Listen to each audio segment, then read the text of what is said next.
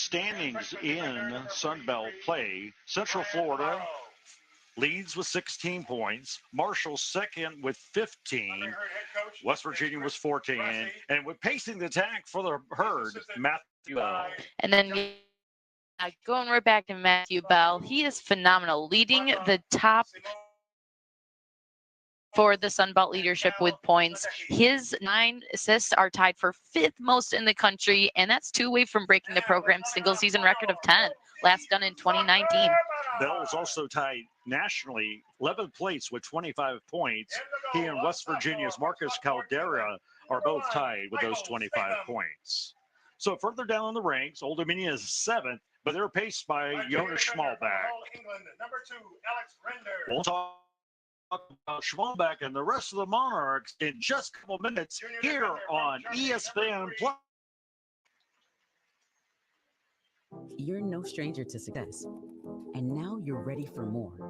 ODU Global gives you access to the courses you need to take your career to the next level. Right now is a great time to get started on your next degree. Not everyone can seamlessly connect in real time.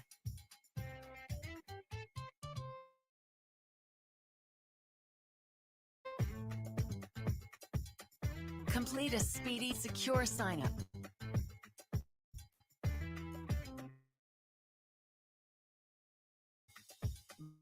But you have what it takes. And at Cox Business, we have what IT. America, it's time to gear up and get out there in a new Ford vehicle.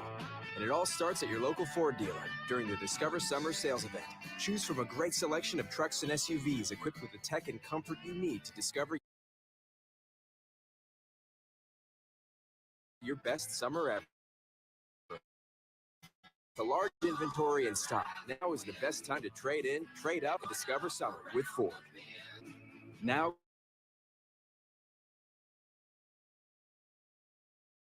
for 60 months plus $1,500 bonus cash on F-150 and F-150 Lightning.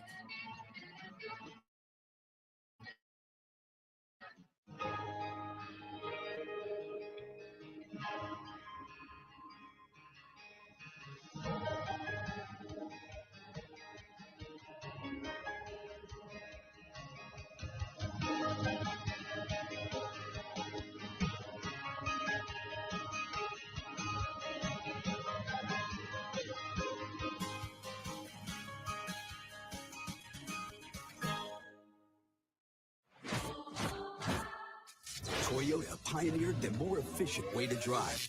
And now we're taking things even further. Efficiency for every lifestyle, performance for any terrain.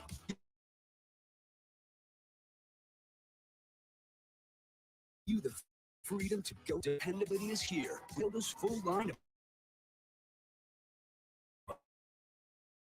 electrified vehicles.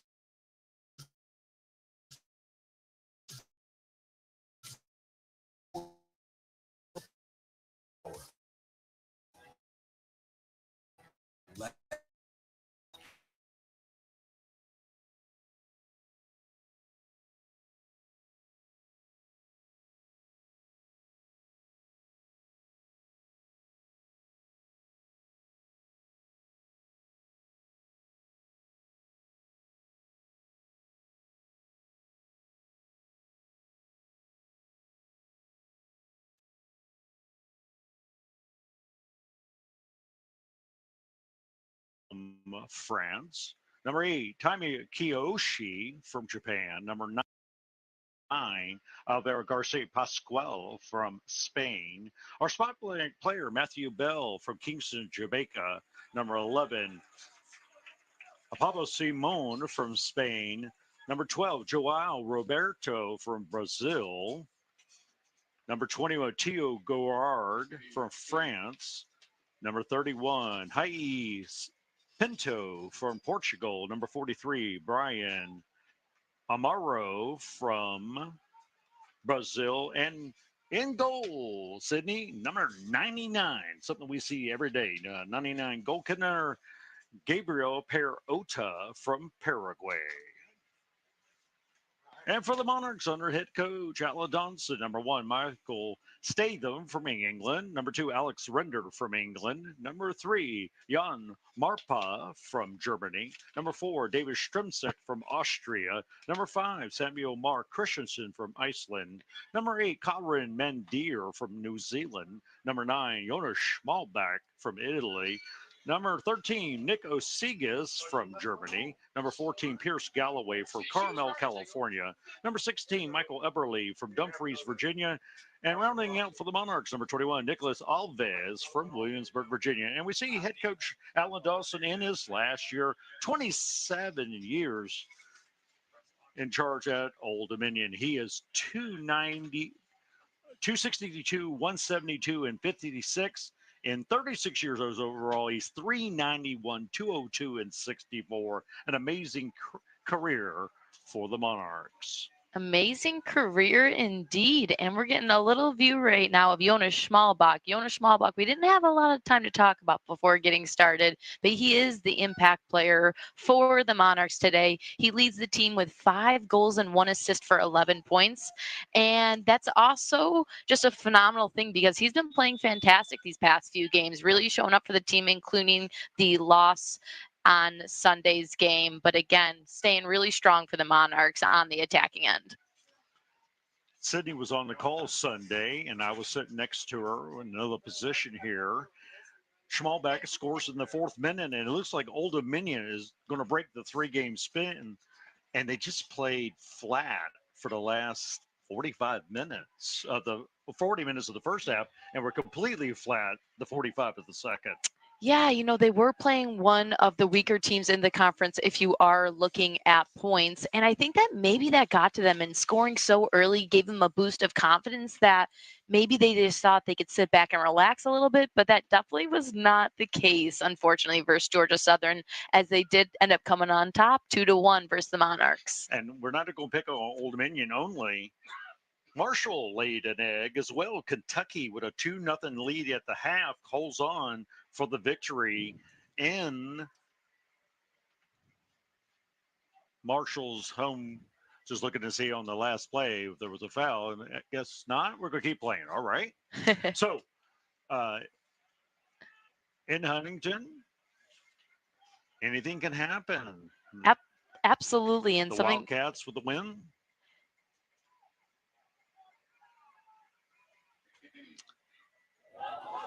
Old Dominion, after the retirement of Coach Dawson, already has a coach in place, Tinnick McVeigh. He'll be taking over. He's been the associate head coach for years here at Old Dominion, so there'll be a lot of continuity for the Monarchs.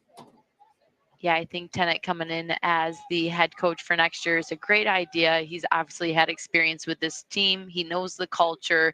So I think that's a really huge asset for him stepping up and becoming coach, working under head coach at the moment, Alan Dawson.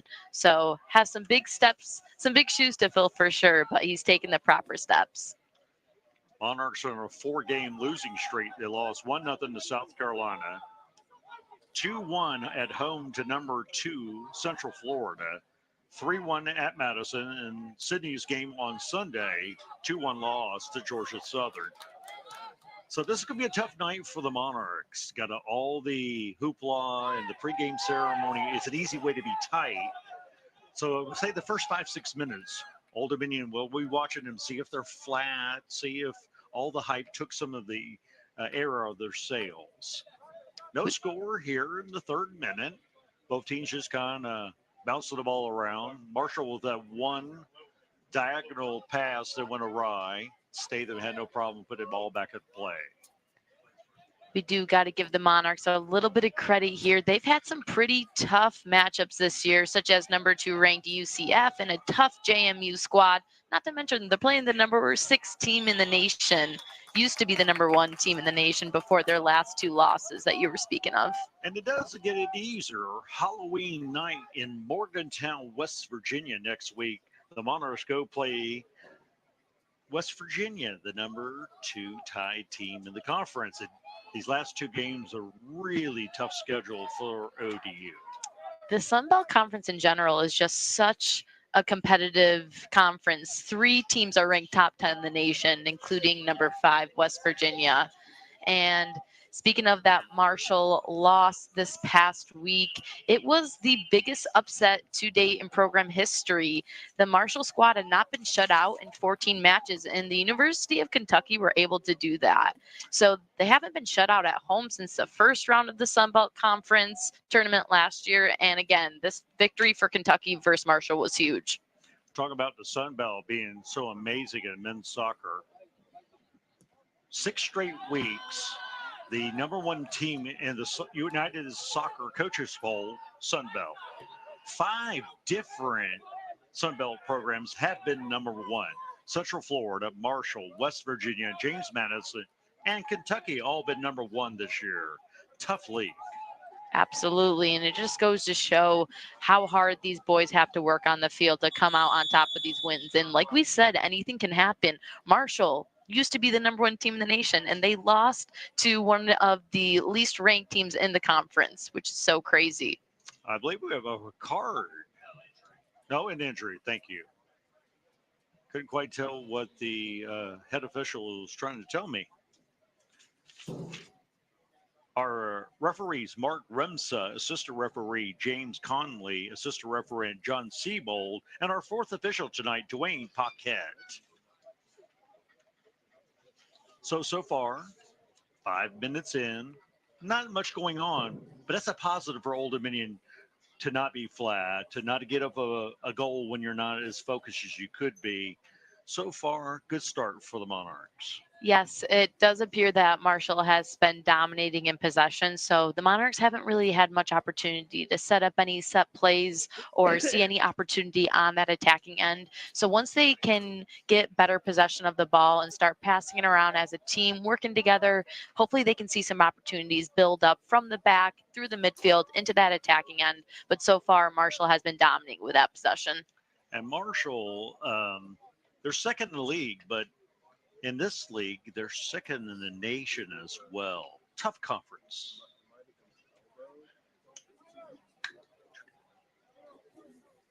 So we've got the injury to take care of here. Number 43, Brian Amaro, a 6'1" defender from Sao Paulo, Brazil, is off on the side talking to the trainer. So we have a little delay here. So indications are some blood in the mouth. And in this day of hyper awareness of safety of our players, our student athletes, the referee stops for a stoppage to make sure this young man is okay, gets a chance to see the trainer. All right. Ball's dropped back to Old Dominion. Old Dominion in the Hudson blue with vertical stripes. Our goalie for Old Dominion, Michael Statham, in the yellow that Sydney approves of. On the other side, Marshall in the dark blue, black with green numbers. Their goalie, number 99, in red. I found an interesting Sunday for Georgia Southern. The goalie wore the same colors as his field players. Sometimes I missed who the goalie was. If it wasn't for those big gloves they wear, I would never figured out who it was. So kind of an inch ball played into the middle. Pyrota plays it out to the left wing. Marshall maintains possession here, midfield. They're going to change fields, play it out now to the right wing. This is Pai Pinto. Passes it over to Paul Simone. Simone. There'll be a throw in, I believe. Yes, so throw in for Marshall. And this will be Pinto from way deep in the corner. Our cameraman doing a great job getting him in frame there. Pinto gives the ball back, plays it to the middle. Ball just kind of finds its way to the back line.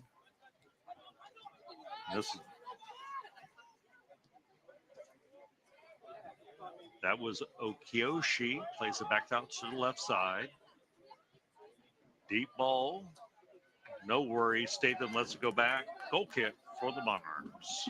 Rolls right past that goal line. Speaking of Statham, Statham has allowed 17 goals on this season with a 1.21 goals against average. And his 57 saves on the season actually leads the Sun Belt for individual goalies and ranks him 24th nationally. He has 4 shutouts on the season, and he's currently leading the conference with the 28th best save percentage in the country at 77.9. With only 3 back on defense, sometimes Statham sees a lot of action. And he definitely has this season for sure, but he's been doing terrific back there. Little give a go, a small back, plays it to the right wing, a little too far, throw in for the Thundering Herd. Going back to the standings, Central Florida is 5-1-1, Marshall's 5-2, West Virginia's 4-0-3, Madison is 2-2-3, Georgia State's 2-3-2, South Carolina 2-3-2, Old Dominion 2-4-1, Kentucky and Georgia Southern both 1-3-3, and Coastal 1-4-2. If you don't recognize all those names, Sunbelt men's soccer has some affiliate members: Central Florida, West Virginia, South Carolina, and Kentucky. Something that you even just talking about those teams, it makes me think of is that there's been a lot of ties in this conference, a lot of ties within the season, and I don't think Marshall's had a single tie. They either finish it on top or on the bottom, mostly on the top, starting with a 12-win streak. So just something to point out for them. They typically don't like to have a draw at the end of a game. Marshall is 12-2-2, 12-2-0 this year. Only 2 losses in conference. They were 7-0 out of conference. They're attacking from the left wing. Bring it back to the middle. Referee allows a little bump. Ball's played up to Schmalbach. He's all by himself. Going to kill some time. Allow the troops to catch up to him. Long ball. The ball was looking for Eberle. Eberle was marked pretty tightly. Not much of a chance there. Yeah, ball was unfortunately didn't have the best window there, the best service. So went right back to Perota, who had no problem handling it.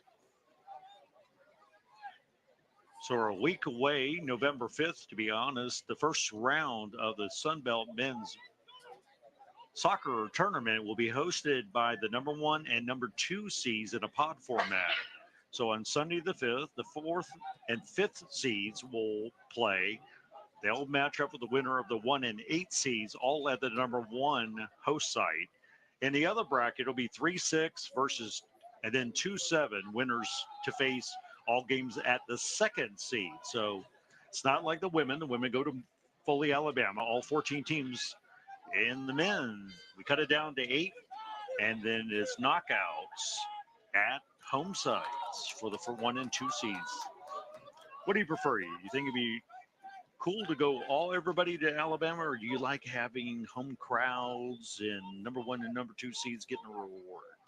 Home field advantage Home for me field always, advantage. for sure. You've Yeah, earned it. You've played well in the regular season. You're getting benefits from that. it's tough to travel sometimes, especially those long bouts of travel. You can get pretty tight, whether it's on a plane, on a bus. So it's always nice to stay close to home, and again, have that great fan base. Know your field, the turf or the grass, whatever you're playing on.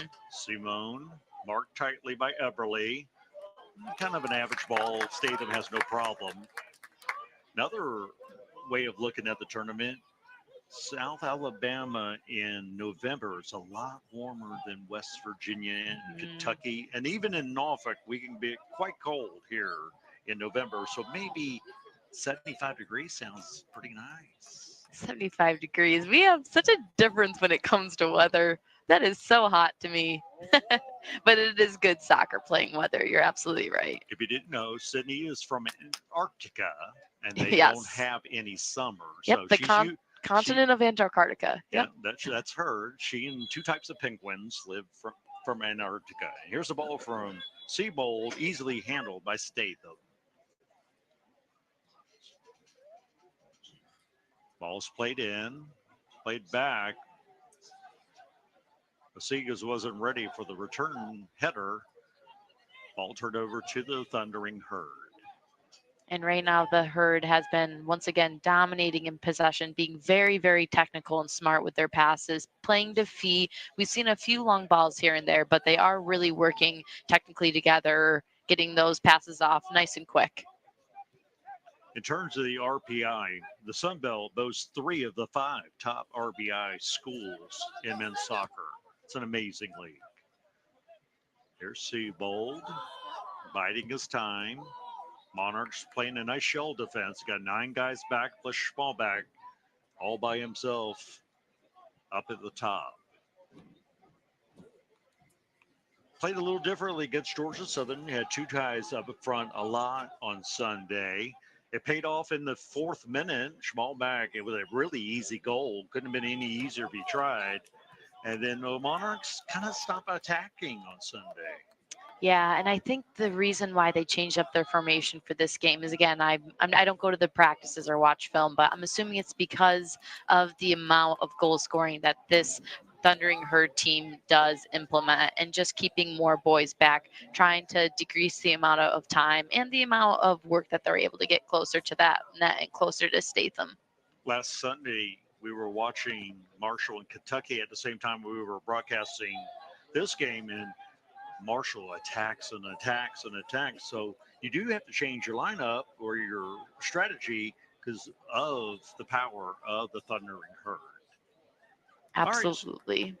Some more kind of ladybug balls just bouncing back and forth like you're trying to fix a pinball machine. That time, Pinto was trying his best to break free, but he'd have been offsides in like 9 countries on that last play. They got the ball. Ball's played out. That was Ajeti, the young man that had the blood in the mouth. Good to see him back on the pitch, seemingly okay. Never wanted to see a student athlete hurt. All right, the Monarchs on the counterattack. They get a whistle out of play, foul. Maybe the second whistle all match so far. Been pretty clean. I know, which is extremely surprising to me, because when you think about ODU, they actually lead the conference in fouls, tailing a full 185, over 13 fouls per game. They also lead the conference with yellow cards with 40. That's almost 3 per game. In pregame, over the PA system, Eye of the Tiger from Survivor was playing, which is a boxing movie, very appropriate for the pugilistic Monarchs. Periota plays it up. Almost no wind here at the soccer stadium. I would imagine goalkeepers love that idea of not having the ball being blown around by the wind. Dangerous ball played into the box. Everly couldn't put a foot on it. Periota cleans it up. Nice chance for the Monarchs. Yeah, that was a beautiful ball by Karan Mandare. He was able to get it a little bit closer, crossing it right around that 18. Unfortunately, Eberle wasn't able to get a correct foot on that. A little bit behind him, but nonetheless, good opportunity for the Monarchs there. So this is the last home game for the Monarchs. It's an important one. They're going to West Virginia. They're playing Marshall tonight. 2 top teams, 2 RPI top 5s. And it makes a big difference in terms of seeding. 3 points is what you get for a win. If Old Dominion gets 3 points, they go from the 8th seed almost to the 4th seed in some scenarios. They'll be 4th, 5th, or 6th with 3 points tonight. If they tie, they could be 5th, 6th, 7th, 8th, 9th, or 10th after tonight's results. And if they lose, 7, 8, 9, and 10. Now, it's just equally important for Marshall to win, because if they win, they stay in second place. You get that home field advantage. You'll be a host squad for the tournament. So, big game for both ball clubs tonight. Both teams want this, and just from the history of the Thundering Herd and the outcomes that they've had this season, I don't know if this will be ending in a tie. They haven't had a single tie this season, and I don't know why they'd start now. So I think regardless, we're going to see a result here tonight either way.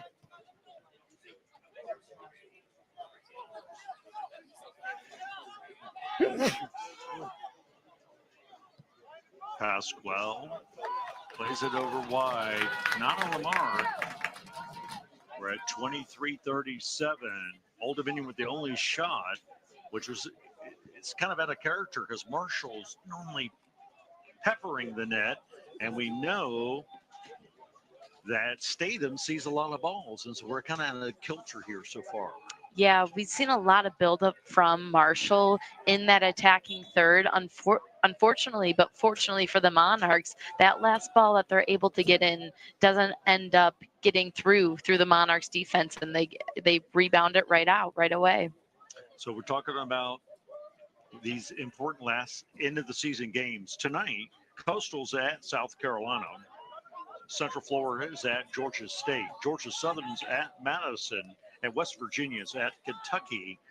Most of these squads will finish up their seasons on Tuesday and then heading to whatever pod, if they make the playoffs, start to play Sunday. So you assume Tuesday, travel day, Wednesday, practice Thursday, practice Friday, and then it's game time come Sunday.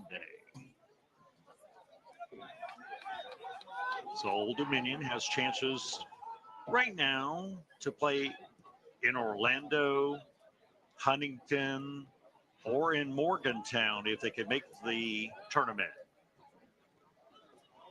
And they had Central Florida's number a couple days ago. There was a penalty kick early in the first half. Old Dominion scores, and then about the 84th minute, off top of my head, Central Florida with a late goal to win. But the Monarchs dominated the play against the Golden Knights. And it shows that they can compete with these top-ranked teams. They just, again, have to persevere, and regardless of the score, got to be bringing their all constantly. 11. That was Simone with a dangerous ball in the box. Monarchs kind of play it out. Not much pressure for the Thundering Herd. They're kind of shooting from the outside. No one's really bothering Statham in his box. It was crossed right through into that 6, but ended up deflecting it out. So a little bit of a scary situation there, but regardless, staying in that attacking third. And on that last time, Haii Pinto had the ball right about the SBC logo. And I thought he would go take a shot, and he played the ball off to Simone. Being a little, maybe too selfless, maybe a little selfish. Take a shot. Sydney and I also do ODU women's soccer, and they will shoot as soon as they get out of the locker room. So we're used to shots from everywhere in the world. And tonight, every shot's been right up close. We're not used to that. We're out of kilter as much as anybody else. Yeah. If you haven't seen ODU women's soccer, folks, they shoot from the grandstand, they shoot from the baseball stadium, anywhere. Very successful program, 2-time conference champions, the ODU Monarch women's soccer team. Speaking of leading the conference, this Thundering Herd team leads with 231 shots for the entire season. So that's over 16 shots per game. And how over many do they have tonight? 0. 1. Yep. We're up 1. to 1. Up to 1. So they do dominate compared to other teams, leading in shots, goals per game, shots on goals percentage, assists. They are offensively a huge threat on the field. And like we've seen, have scored 40 points this season. They lead the country in total points with a 122, and they rank second in total assists with 42 and goals 40. So we're at 20 minutes played. Deep ball played in. Ball just kind of pinballs around off the Monarchs. This will be a corner kick, the first set piece for the Thundering Herd. Seeing this build up once more. I believe the goalie is down. Did we miss something, Sydney? It does look like we missed something. Maybe a muscle cramp needing to get stretched out. I'm not sure here what happened with Periota. So we have baseball across the street. Behind us is high school football. Maybe all the sounds and smells from all the tailgating, it's got to Prieto. He got hungry and he cramped up. Maybe that's possible. Well, speaking of this absolute stud, Speaking of this stud, Marshall actually played, prior to Marshall, he played at University of North Carolina, Wilmington, where he was ranked 6th in the Division I men's soccer with an 83.3 save percentage. Extremely impressive. He led the CAA with 67 games, 67 saves, and he started every single game for the Seahawks for the 4 straight years he was there. So on the field right now, down, looking like it's a knee injury, but hoping that everything ends up okay. Culture shock going from the beautiful Wilmington, North Carolina beach town to the West Virginia beach town of Huntington, West Virginia. If you haven't been to Huntington, it's a beautiful town in the valley. So here's our conference standings. Once again, Central Florida leads 5-1-1, Marshall 5-2, West Virginia 4-0-3. Get down to Old Dominion 241. That's not much of a margin over the 3 bottom squads: Kentucky, Georgia Southern, and Coastal.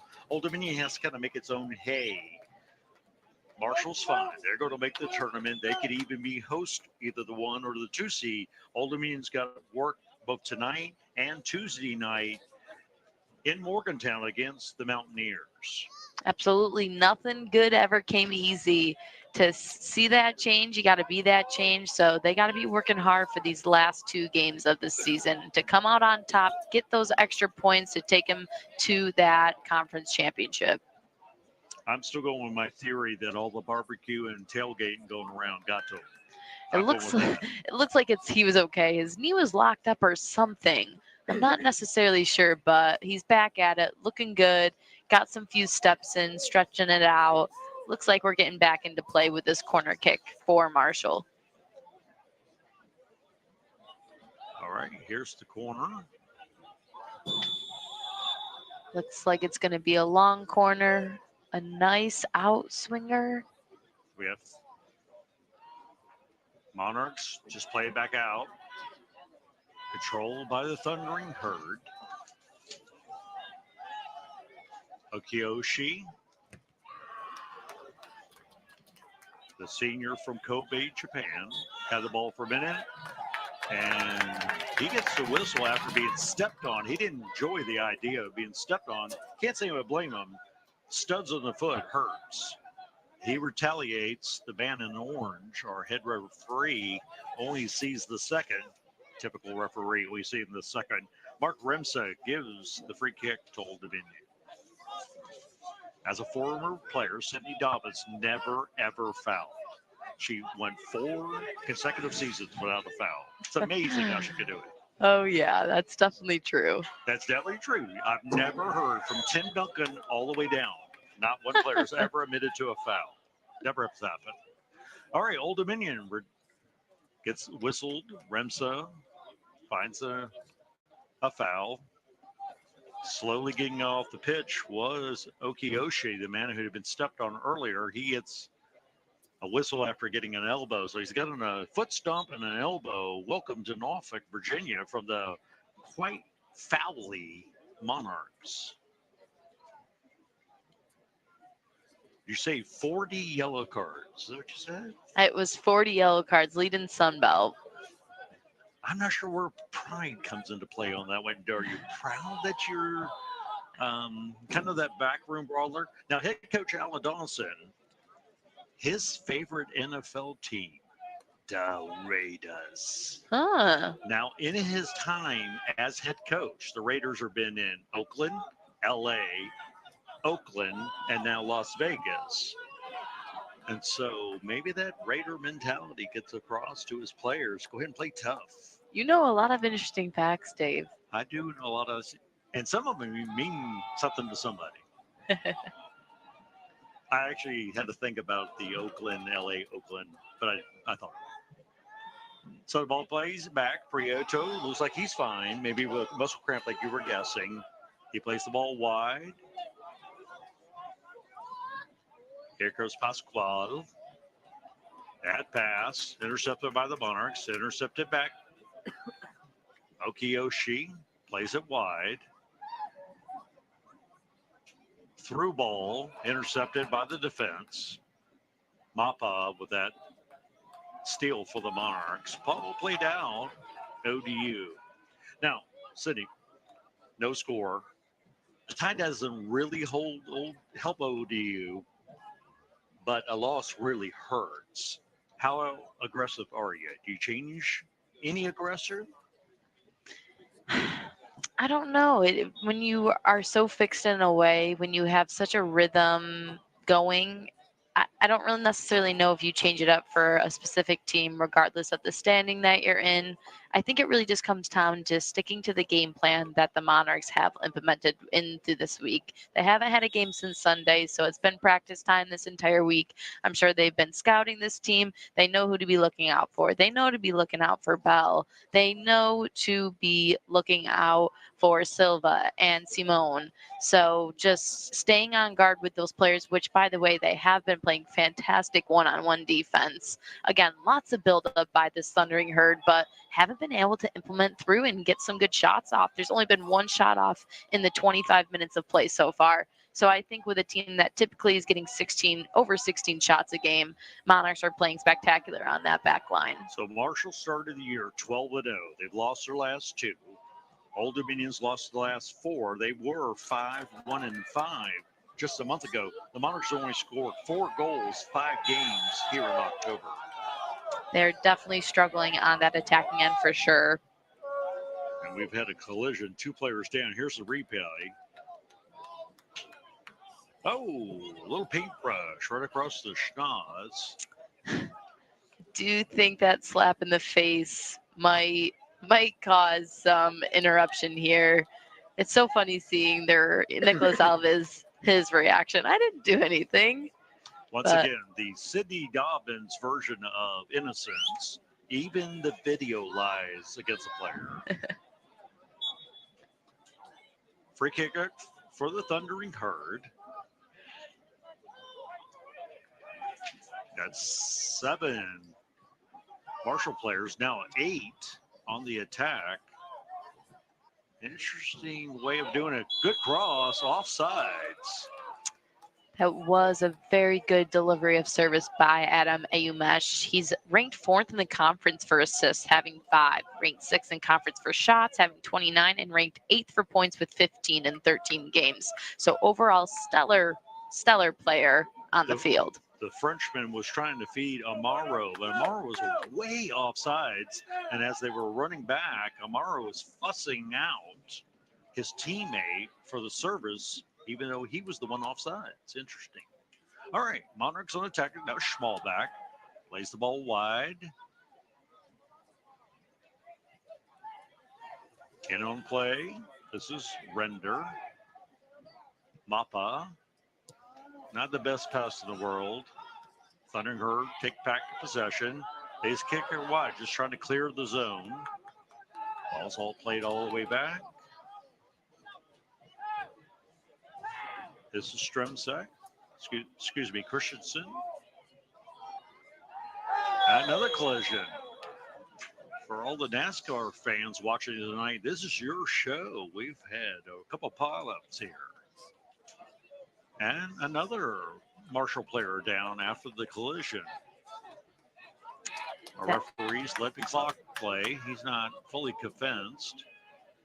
Yeah, that's going to be again on number 21, Nicholas Alves.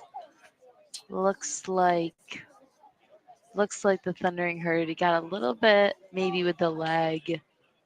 Looks like he's going to be okay though. Walking it off. Trying to get a number on that. In the Paul Newman movie Rollerball, you just kept taking out players. You didn't have a great offense. You just knocked out a lot of the players. And ultimately, his team won because the other team didn't have enough people healthy. Maybe that's the Old Dominion's unplanned plan. And physical tally is part of soccer. If you can be physical, maybe sometimes your opponent will step back a minute, won't be as aggressive, won't play the ball through. So sometimes being physical is a benefit in soccer. Here's Schmalbach, tries a back heel. Maybe a little too much mustard on that hot dog. He was looking for Everly. Taken away by the Thundering Herd. And again, Marshall is being very patient in this build-up, passing it back and forth because of that one player up top. Schmalbach has to reserve his energy and know when to be smart to use it. So he's not going to be running back and forth with those defenders, trying to block off one angle to make them pass to a certain way and seeing that force in those passes. So if you look for the orange shoe, that's Schmalbach, and we just watching what Sidney was talking about. He was very, very patient with his run throughs. He wasn't burning himself out there. He gets the ball, plays it up to Mandir. Mandir, Eberly. Eberly tried to get a call, but referee had already turned and run back upfield. So we're in 30 minutes so far. No score from Norfolk. This is Sunbelt men's soccer. The Marshall Thundering Herd and the Old Dominion Monarchs. I'm Dave Strickland with Sydney Dobbins calling in that action here on ESPN Plus. We're grateful for your watching of tonight's Sunbelt Soccer. We hope you're enjoying the call. If you have the opportunity, next weekend will be the conference tournament at the two host sites. Hopefully you can get out and see some soccer. Foul on the Monarchs. We are stopped the clock, and guess what? A yellow card. Jane Mapa distributed that yellow card, one of the main backline defenders for the Monarchs. Unfortunately, not in the best area to draw that yellow card. Gives the Thundering Herd a really good opportunity for setup. Seeing it again here. A little bit of a slide and definitely trip there done by Mapa. Didn't get into the ball. The referees had to blow a lot of whistles here in the last couple of minutes. Mark Remsa, maybe this is just to calm people down as much as anything else. Ayumesh with the free kick right here. Two-man wall, so we're probably going to see a end swinger, maybe to the back post. Ayumesh, wide open, goal. Offsides. My. Joao Roberto was called offside, so his goal is not going to stand. Monarchs get a break there. Statham was beat. Here's the replay. Nope, we're on live action. We're down to 15 minutes. Monarchs catch a break there. Catch your breath. Go back on offense. No score here with 14:48 on the clock. That should be a warning for the Monarchs. Got to make sure that they are not ball watching and they're staying man marked right on their man, touching them the entire time to make sure that they have no room to have opportunities like that. Here's Pascal, plays it into the middle. Marshall is screaming of a handball. Referee Remsa shakes his head, and he is being counseled by half of West Virginia who do not agree with the call. I will say I love to watch the replay, but it did look like a little bit of a hand there. I'm not sure if it may have been a hip. Definitely ricocheted somewhere close up there, though. Now it's Nealon Sydney for never admitting a foul. You never admit a handball. Especially it was always the hip. Every single time it was the hip. It just has 5 fingers on it. That's all. Another foul. Monarchs lead the world in fouls. And now with the yellow card and a number of fouls here in the first half, keep giving Marshall set pieces. This may prove interesting. Playing the ball in is Aomesh. His ball's a good one. Finds player in the back. A little chip.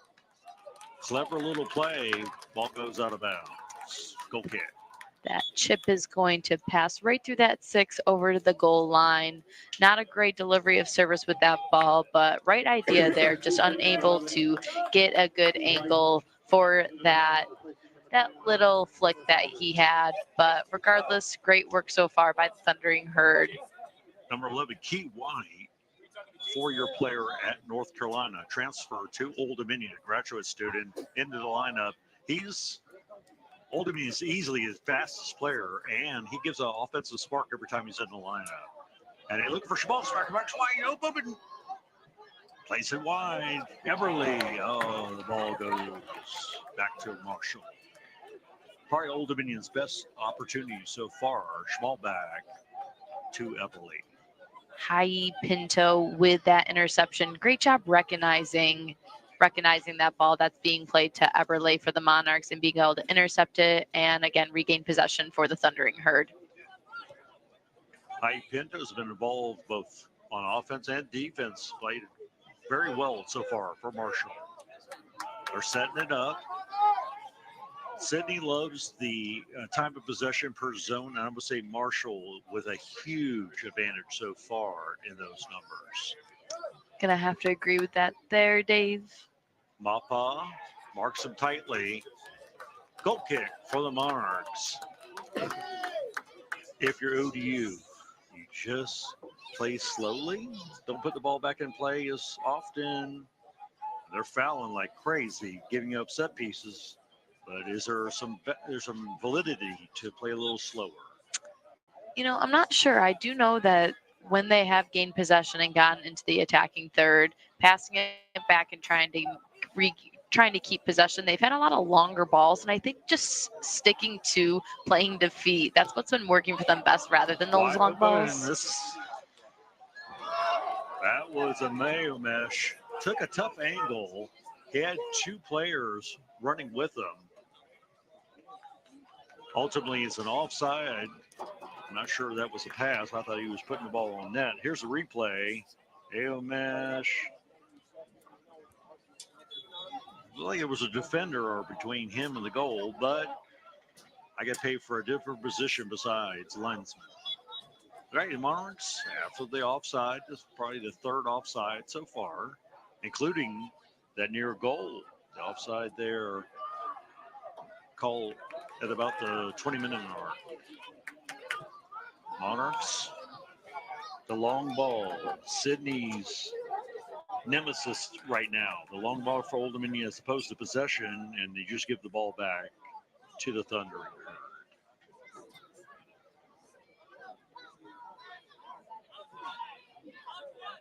Throw in. Pinto. Not the greatest throw off of the Thundering Herd. Throw in for the Monarchs.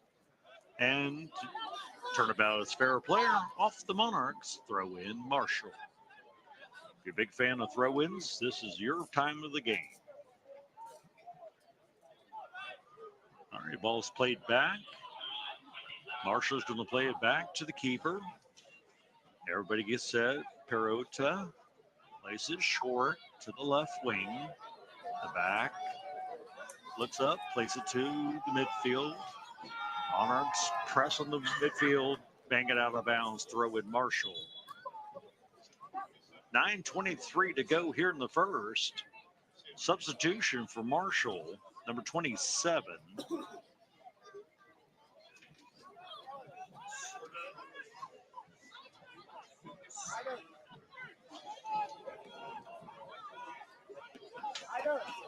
No, Mr. 27 is not on our roster. We've had a jersey change. This is number 23, Amin Sordo, wearing 27.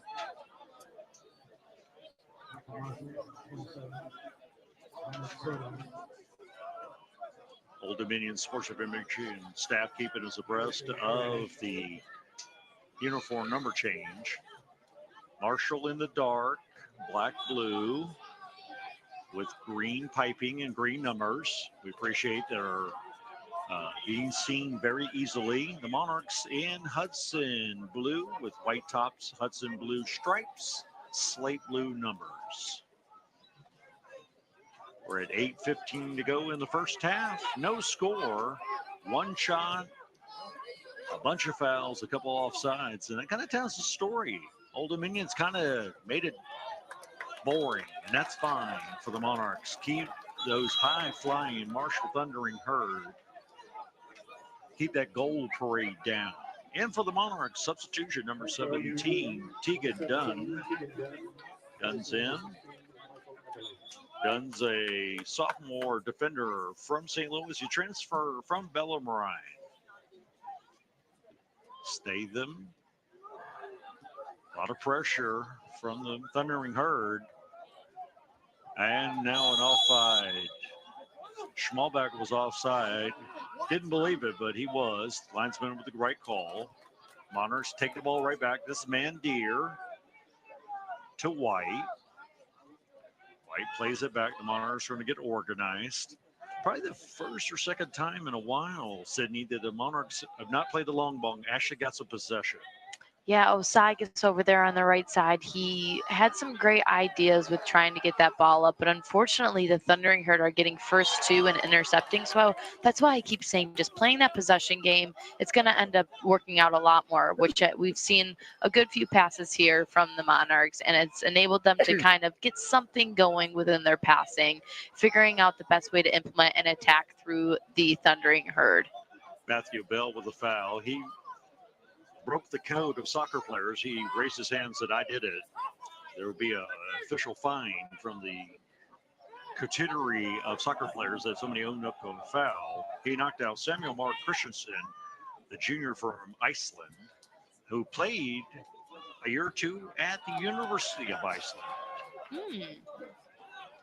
And then on the other side, Matthew Bell, Sunbelt Men's Soccer Freshman of the Year last year, and he was first team All Sunbelt Conference. So fantastic accolades by the sophomore, having a phenomenal season with the Thundering Herd this season.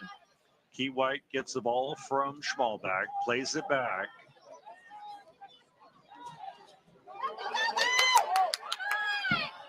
Osigas to White. White's ball batted out by Prayer to Mars.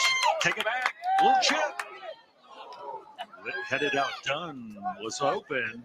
Ball didn't get all the way to him. We have another Marshall player rolling on the ground. However, he miraculously gains his senses and gets back up, gets back in the play. And Monarchs with a lot of pressure. You can't be laying down. You can't play 11 on 10. That's how you give up goals.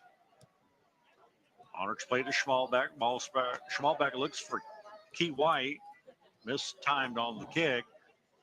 Thundering Herd get the ball back. Play it to Bell. Now they're building from the back. This has been their kind of way of attacking tonight. A lot of possession, a lot of good touches, short little runs. The Monarchs have been banging the ball down and outside the last couple minutes.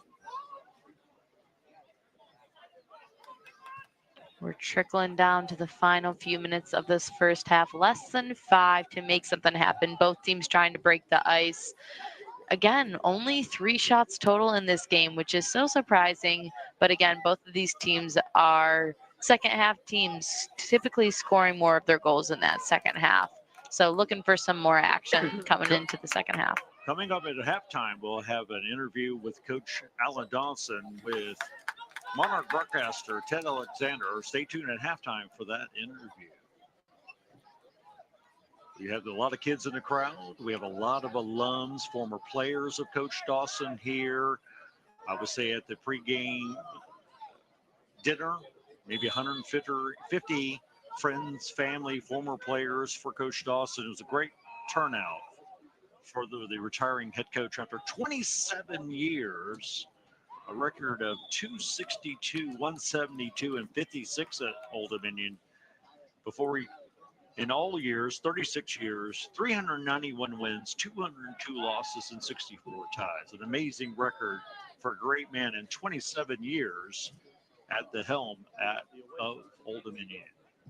Monarchs played in, long ball to Schmalbach. Schmalbach tries to just tip it to Dunn. Dunn didn't read the play well, went the wrong way. Marshall with the ball. Oh, nicely done. Papa ran half the field by himself, beat the attacking Marshall player, got the ball back, and the ball just kind of pin bounced around. 3:08 to go the first half. Both teams with 2 shots. I would say head coach of the Thundering Herd, Chris Garassi, not excited by the 0 in score and only 2 shots. Coach Alan Dawson is just fine with the 0 and 2 on his side. Yeah, very uncharacteristic for the Thundering Herd. But nonetheless, both of these teams are working really, really hard tonight. They are both given a lot of effort. And we're just, again, seeing a lot of possession time with the Thundering Herd. But with the spurts that the Monarchs get and their defense, you can see that they are working to the best of their ability. They're just playing against a really, really tough team. Schmalbach got the ball from Key White. Bangs it off the defense. Throw in with 2:20 on the clock. White tries to beat the defender. Hurt it away. Pun intended.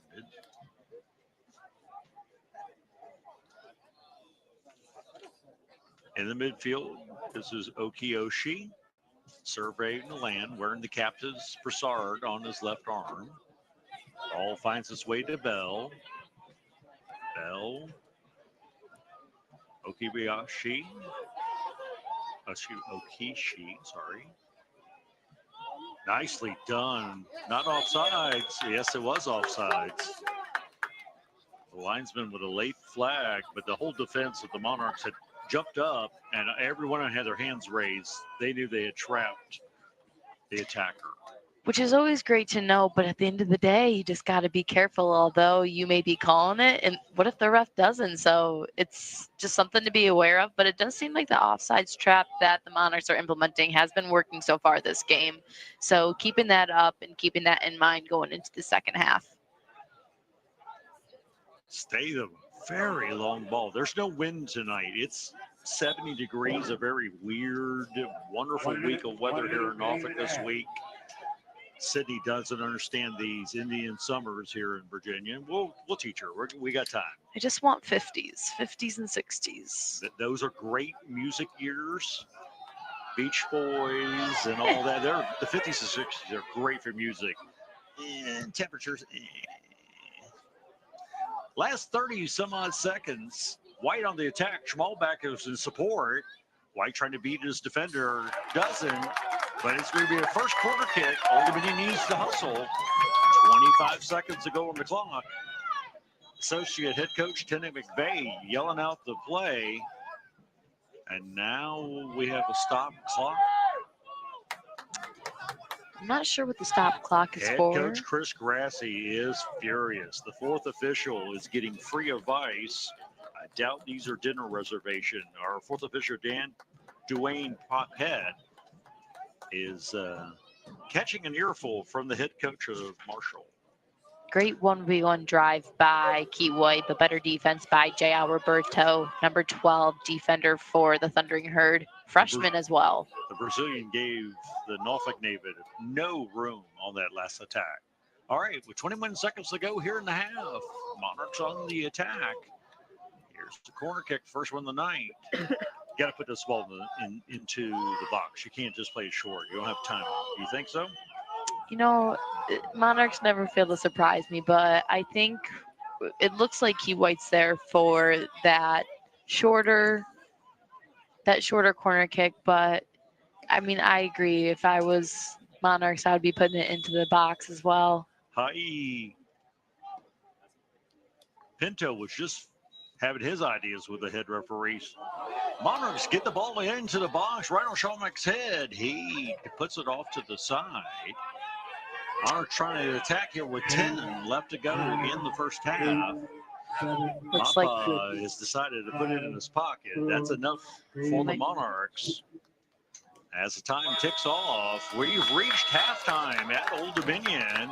Monarchs 0, Thundering Herd 0.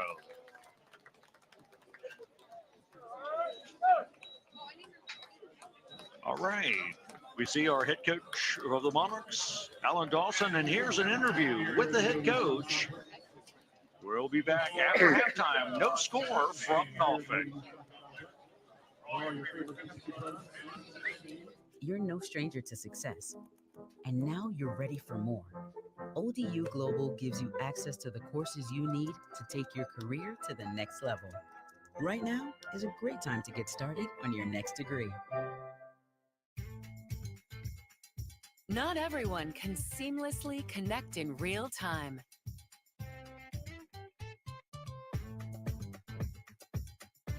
Complete a speedy, secure sign-up.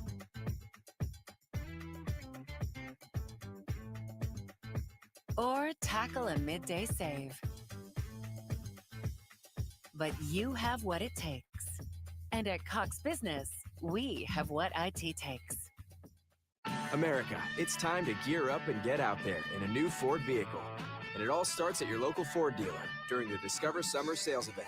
Choose from a great selection of trucks and SUVs equipped with the tech and comfort you need to discover your best summer ever. With a large inventory in stock, now is the best time to trade in, trade up, and discover summer with Ford. Now get 3.9% financing for 60 months plus $1,500 bonus cash on F-150 and F-150 Lightning.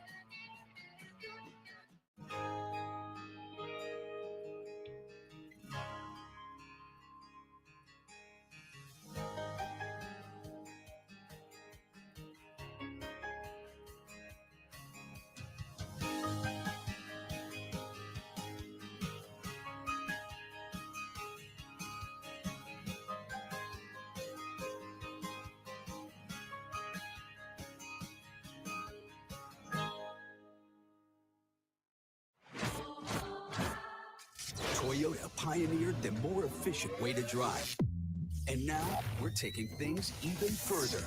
Efficiency for every lifestyle, performance for any terrain, giving you the freedom to go the distance and the power to find your way home.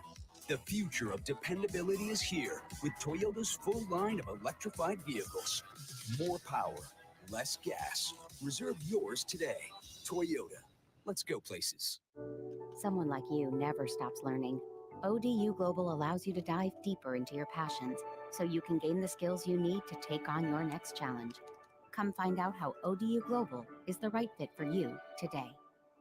The long and winding road of men's head soccer coach Alan Dawson comes winding through and reaches an exit point.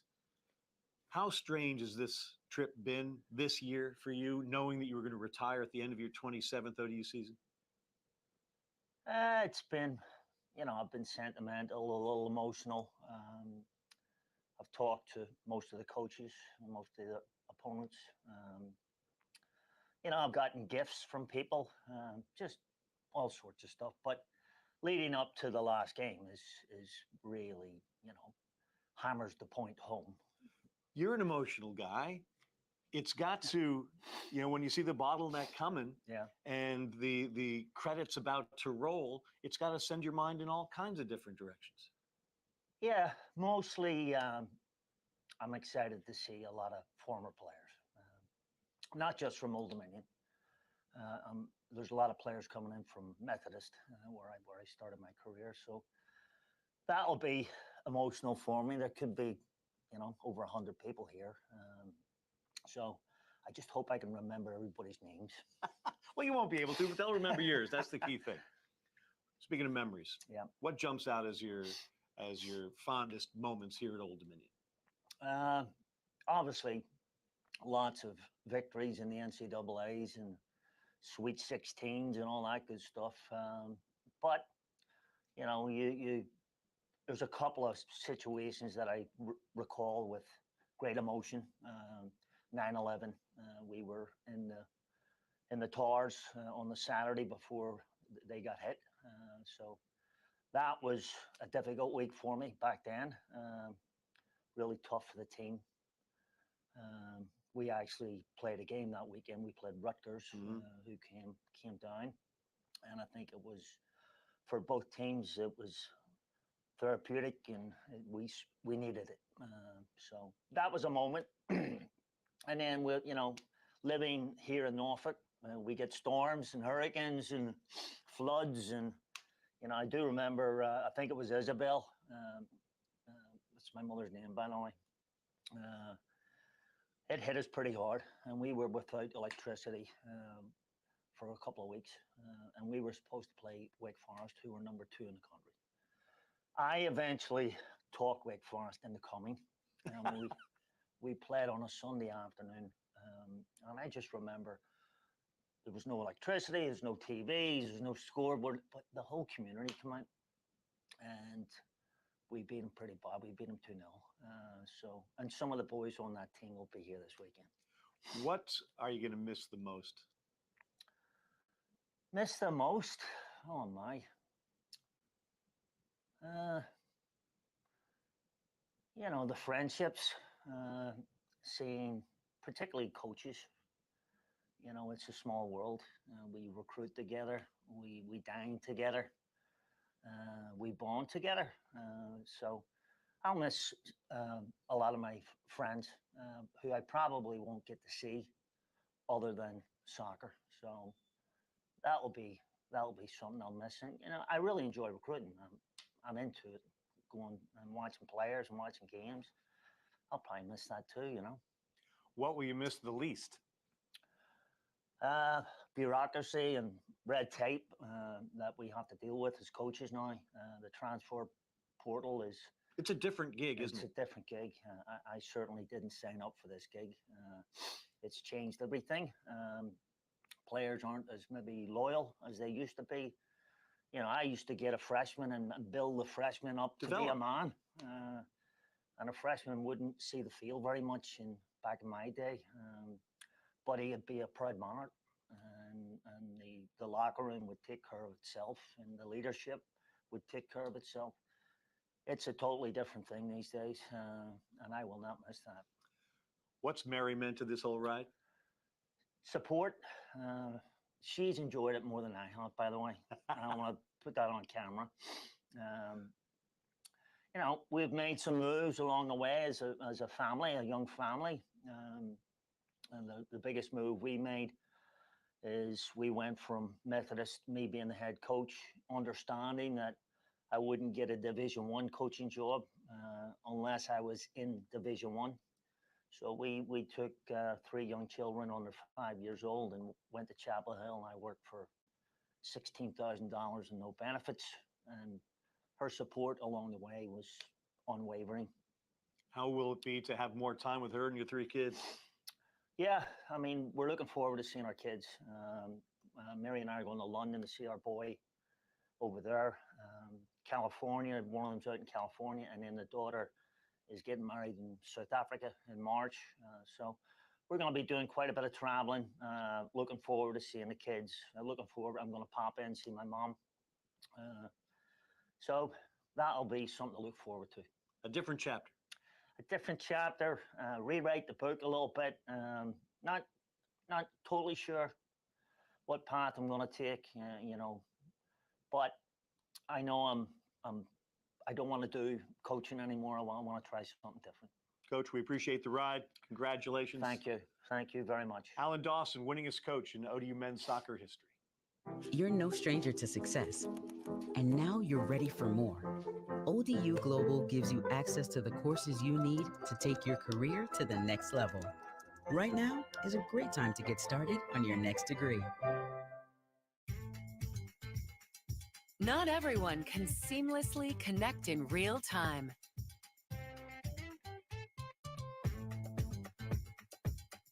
Complete a speedy, secure sign-up.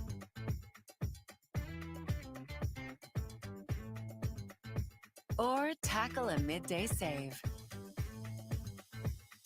But you have what it takes. And at Cox Business, we have what IT takes. America, it's time to gear up and get out there in a new Ford vehicle. And it all starts at your local Ford dealer during the Discover Summer Sales Event.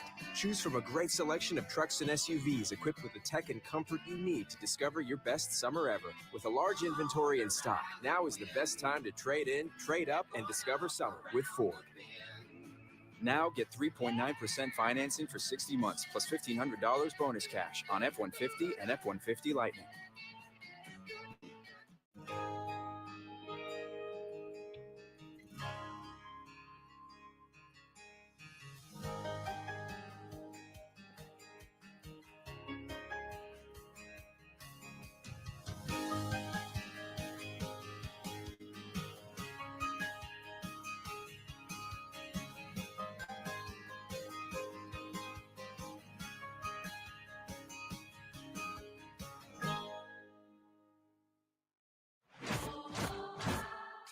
Toyota pioneered the more efficient way to drive.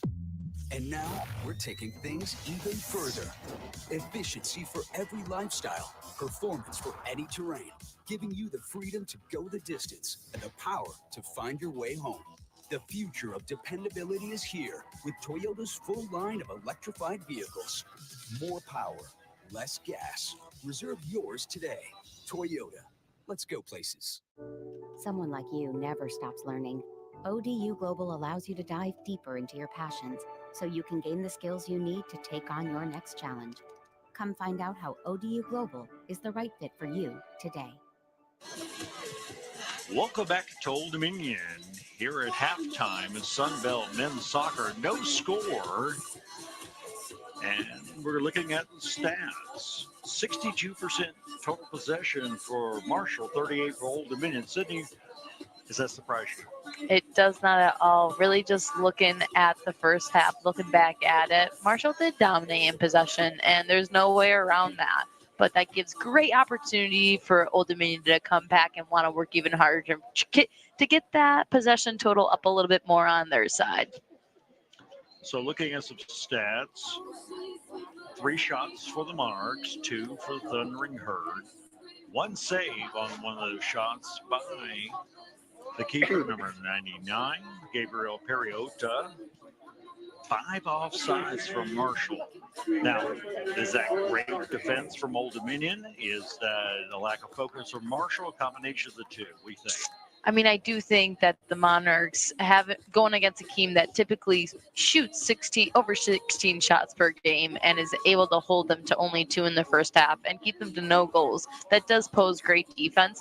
I also have a feeling that this offsides trap was something that they were working on in practice. So that goal there by Matthew Bell, I want to say, didn't end up counting, but another one right here that was called offsides.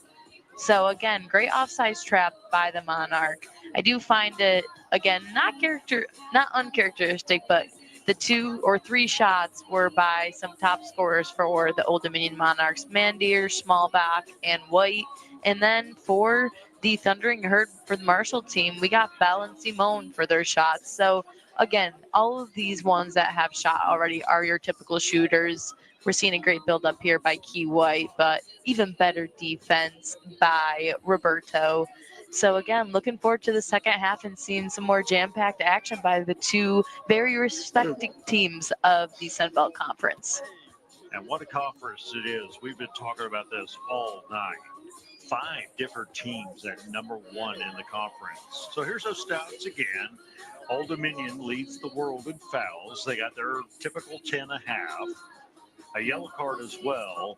But the kind of key stat in my book is the 5 offsides. Marshall cleans that up. There's a ball or 2 in the back of the net. We saw the replay. You identified Bell putting the ball in the back of the net. He was wide open. And then offside was what? 7 inches off the line. So that you're playing with fire when you're pulling the offside trap about 7 inches off the goal line. Absolutely. And I think another reason for those offsides is Marshall just does a really great job of driving the back line and creating that attack.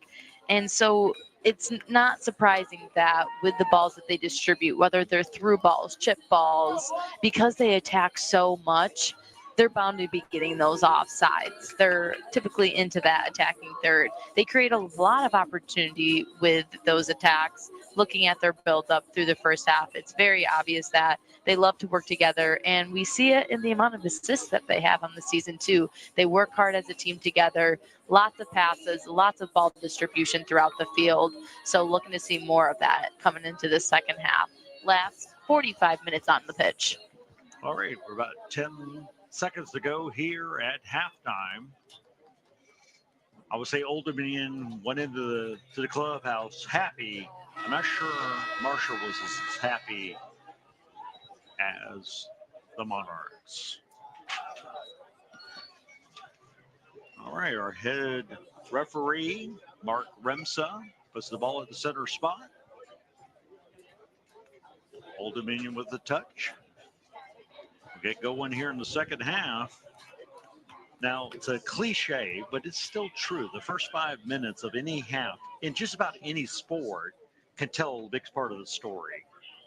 Yeah, we're seeing if there's going to be a spark come up on either team right now. Anything could happen within this last 45 minutes. Right now, it's a 0-0 game. So at the end of the day, who wants this more? Old Dominion needs this win to get those points and get up higher into that conference standings. Marshall is pretty comfortable, but they started off so strong. Again, both of these teams started off so strong, having over 10 games undefeated at the start of the year, Marshall having 12. And so they're both just looking to come off of their losing streaks. Marshall on a 2 losing streak and ODU on a 4-game losing streak. All right, we've had our opening touch. All bounce back and forth, and now Marshall on the attack.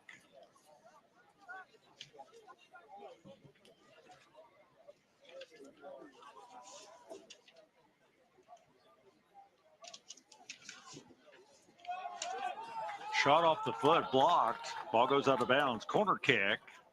Marshall putting the pressure on early here in the second. And you were talking about those points.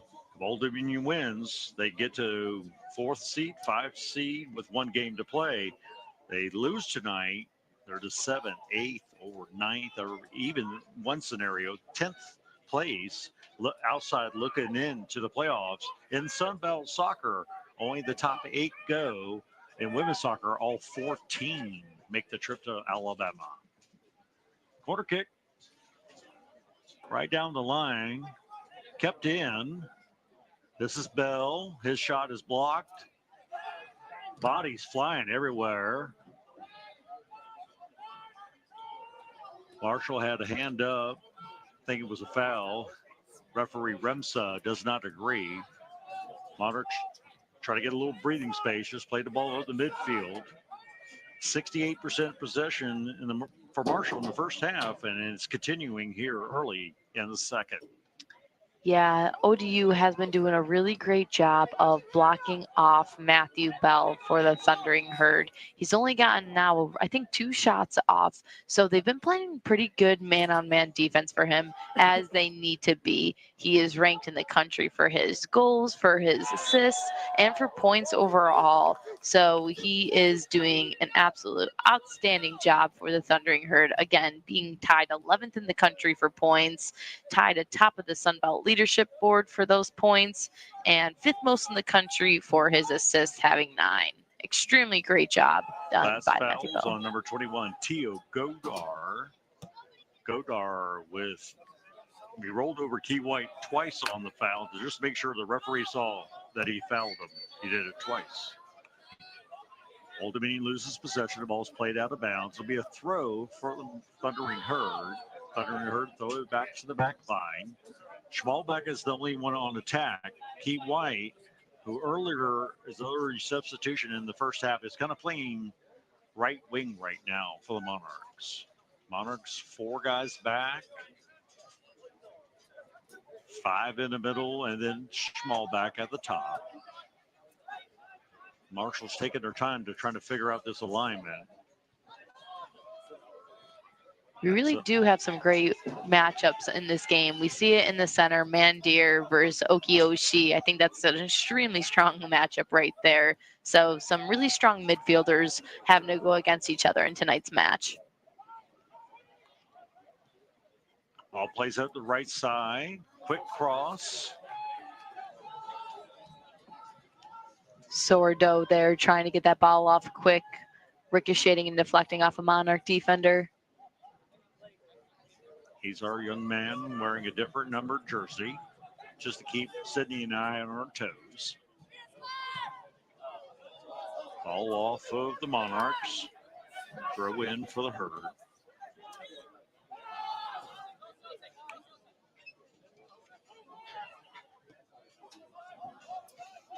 Ball played back. This is Bamford. Hadn't had his name called much. Thundering Herd's had so much offensive possession. We haven't called the back line too often for the Thundering Herd. Now to Amaro. We've called his name a couple times. He's joined the attack several times for Marshall. Mandir plays the ball wide to Everly. Everly looking for Schmalbach. Doesn't get it there. Turnover.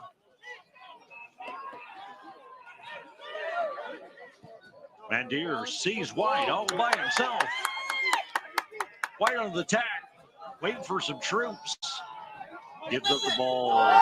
Foul. Old Dominion to the disbelief of the faithful. Unfortunately, Key White's touch coming back in, bringing it back in was a little too far. We're seeing it again. Oh, we're just seeing the follow there. But before that, his touch was a little too far away. Looks like Mandier is on the floor now. Mandier, a 6'1 midfielder from Hastings, New Zealand. He started his career at Lindisfarne College. Seeing a great turnout for the match tonight. Everyone giving tribute to Coach Alan Dawson on his last home game of his entire career. Phenomenal career for the head coach. We're also seeing both of them, him and Tennant McVeigh, who will become the new head coach next year, talking with the team.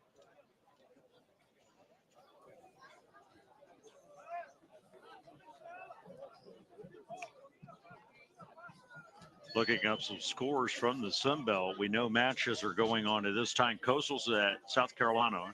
Central Florida's at Georgia State. Georgia Southern's at Madison. And West Virginia's at Kentucky. Monarchs are just 1 point behind both Georgia State and South Carolina. Coastal Carolina and South Carolina are tied at 1 in the second half.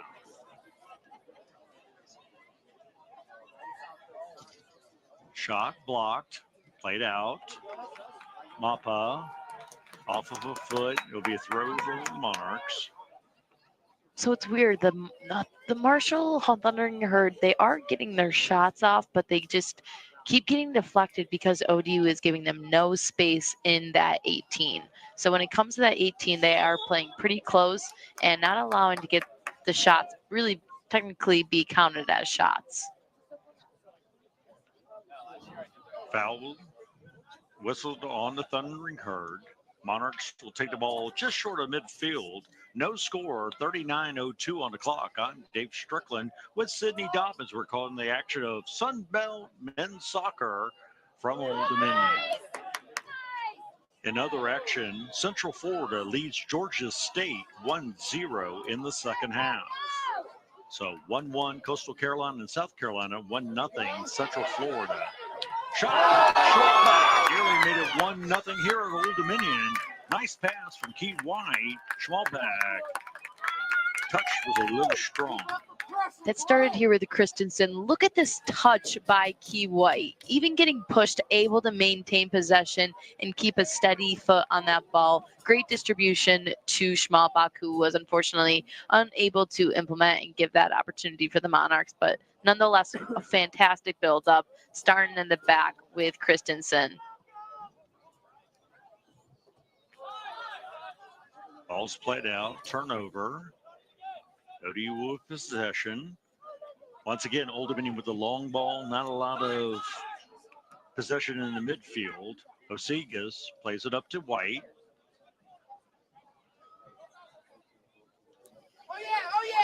Keeps it in. Well played by White. Back heels. No whistle. He's looking for a call. He's holding his shin, saying, I got fouled, head referee.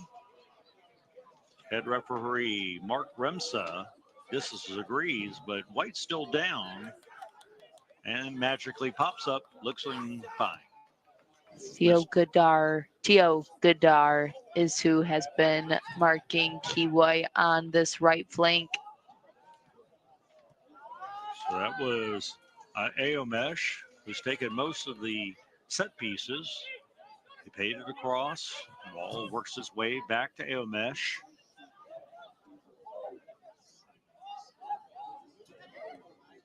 Mandier, nice steal, takes the ball away, gets pressure, gives the ball back.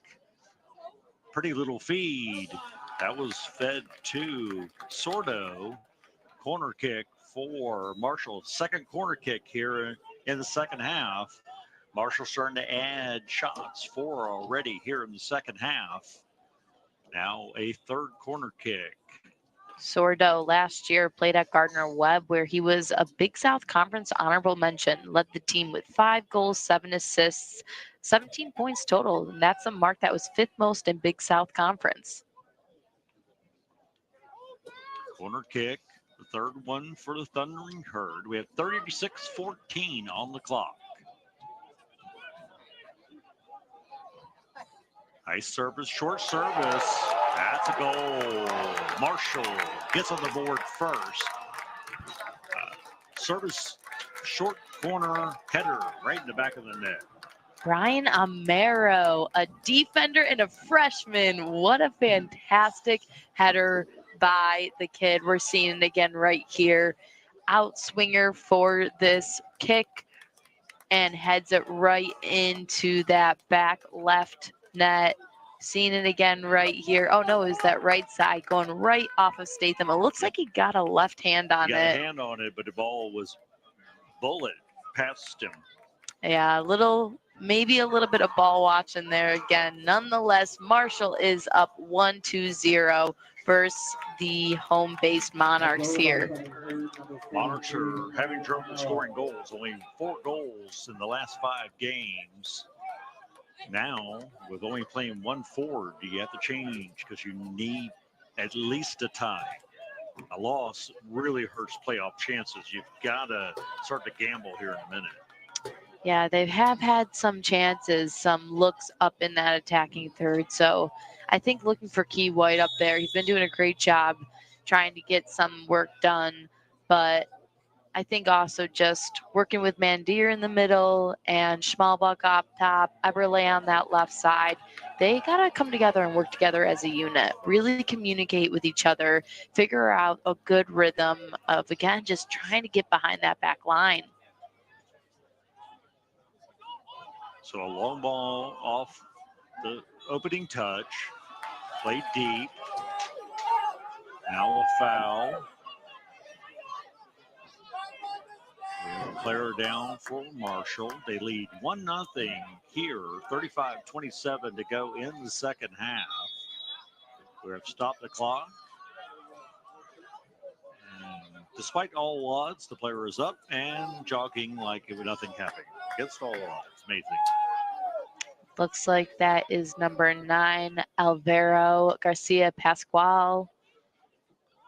Pascual, a 6'3" forward. He's a junior. He used to play at Coastal Carolina, so he stayed in the league and went to Marshall, the number 2 ranked team in America in some polls. It looks like he has been absent from play for almost a month between September and October, but he's been back since the game versus Coastal Carolina, his previous school, where he was all Sunbelt first team and all Sunbelt preseason team. Fun fact about him, he leads the conference in shots, 34 shots in 8 games that he's played, only 8 games. And he's ranked 5th in the conference for points with 11 points in 8 games. But again, glad to see that he's back in action for the Thundering Herd. Key White, giveaway. This is Bell on the counterattack. He's fouled. Redner is completely unglued with his protest, and he will see the card from our head official, Mark Remsen, with the second yellow card on a Monarch.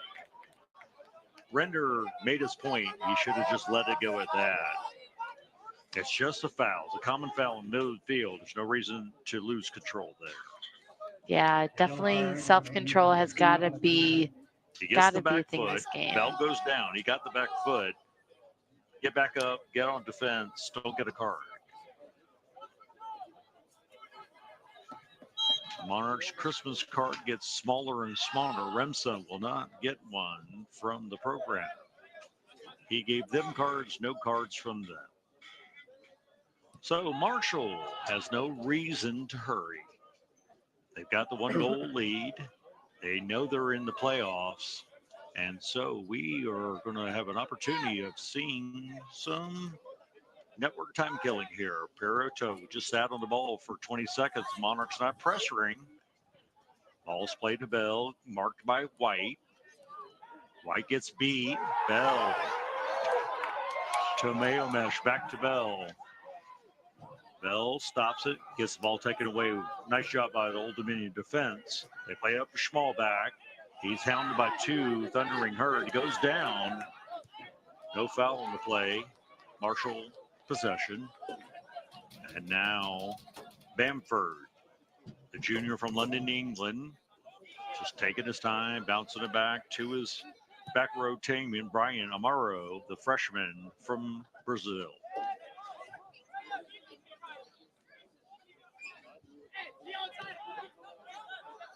Back to Bell from Amaro.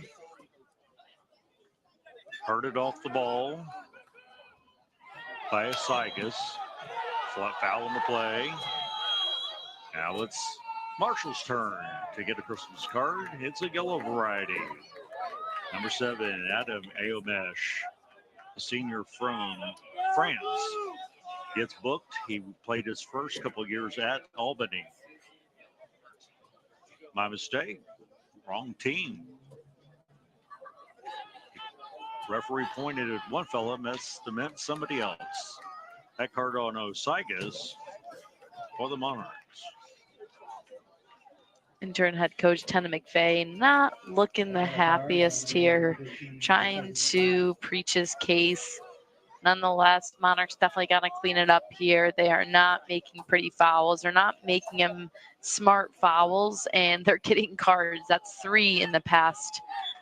I mean, they had 1 in the first half, but I think in 5 to 10 minutes, they've had 2 yellow cards, and it's just unnecessary. And it surprised me because Old Dominion have possession. Why take off the head referee when you have possession? That's why I thought it was on Marshall. There was 2 players there. Since Marshall didn't have possession, I thought for sure it was on them.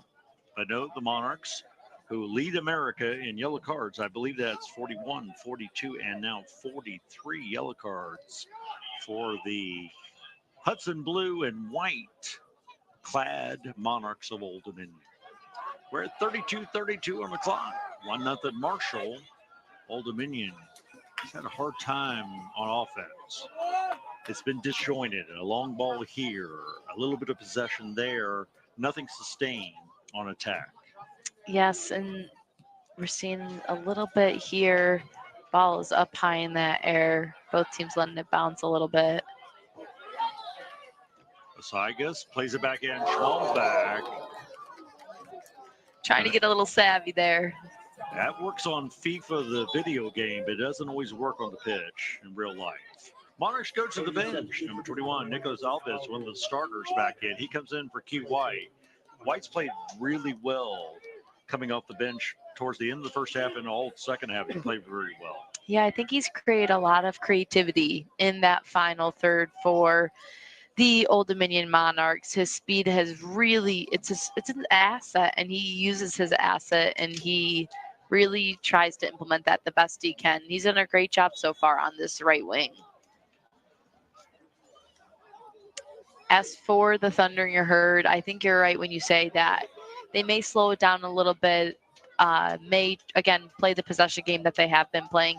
But I also do think that they want to extend their lead and create some space to give them a little bit more cushion room. So, and you see that right when Bell gets the ball, it's not like he's passing it back. If he has the space, he's going to take it. So, again, they're still trying to score, but they will be patient with it. Mandir. That would have been good for 60 in the wrong sport. Mandir, a puzzling play there. Over to the back line. Goal kick. And Marshall is finding every way to milk the clock. Head referee says, come on now. Remza says, let's play the ball. It's professional soccer. It's the idea of killing time. You've got the lead and make your opponent come take the ball from you and score. The clock is definitely on Marshall's side right now. And they keep finding ways to just lollygag. Our head referees added 5 seconds to the clock. We're at 30-33 here in the second half of Sunbelt men's soccer from Old Dominion. Marshall 1, Old Dominion nothing in a crucial game for the Monarchs. Monarchs are the 8th seed right now. The tournament's only 8 seeds, so there's no room for error. They need to score. Have to get at least a tie. Otherwise, you have to go on Halloween night to Morgantown in a must-win situation. It's easier to win tonight than it is on the road on Tuesday.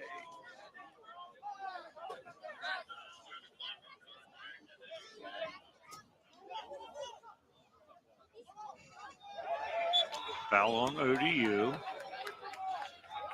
ODU needs to keep the pressure on. Got to get the ball back. Got to score. Last 30 minutes of Coach Alan Dawson's home tenure, 27 years. 4 Coach of the Year awards, 6 conference titles, 12 postseason appearances, 11 players in the pros. Long ball played. Nicely done. Statham, good positioning there for that save. Ailmesh really couldn't get much on it, and Statham was tall in goal there. Monarchs can't give up a second goal. That would be just too much of a hill to climb so far. Marshall on attack. Bell with beautiful play. Statham has to come off his line. Kind of play hot potato with the ball there, but picks it up. Rolls it out to Christensen. Gets the ball back. Monarchs looking for a tying goal with under 30 to go here in the second half. Monarchs got to leave it all here on this field tonight. They got to give it all. No regrets. Be all in as a team. They are down 1-0 against number 2 ranked seed and ranked in the nation, Marshall Thundering Herd. But just because it's difficult doesn't mean it's impossible. Impossible is only for those who don't want it enough. So they just got to want it enough at the end of the day.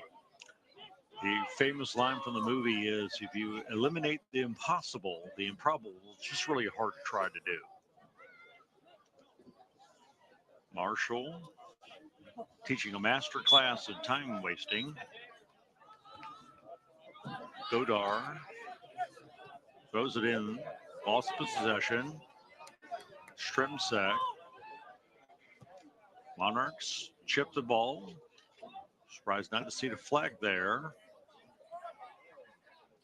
Ball makes it to Mandir, the New Zealander. Osigas.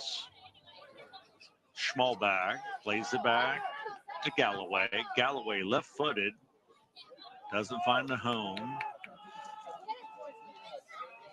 Galloway recovers the ball, plays it up the left wing to Claude Rains, the invisible Monarch. Marshall wisely just plays the ball back.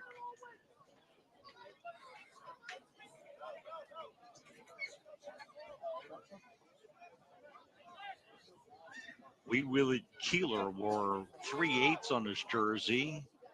Claude Rain, the invisible Monarch, maybe 0/0. Ball gets played out. This is Aomesh, who's really tacked well from the left wing. He's had a lot of possession here. He keeps it. Ball bangs off of him. This is Godar. Back heel. What a pretty little pass. Aomesh showing off that savviness there. That was a nice, tricky little pass. Beautifully placed ball. Monarchs, there's a lot of hands on hips. They've defended all day long. Osigas gets away with a one. Referee says plays on. Mr. Remsa did not find a foul on that play. Ball played up to Everly for the Monarchs, and it goes awry. Possession, Marshall.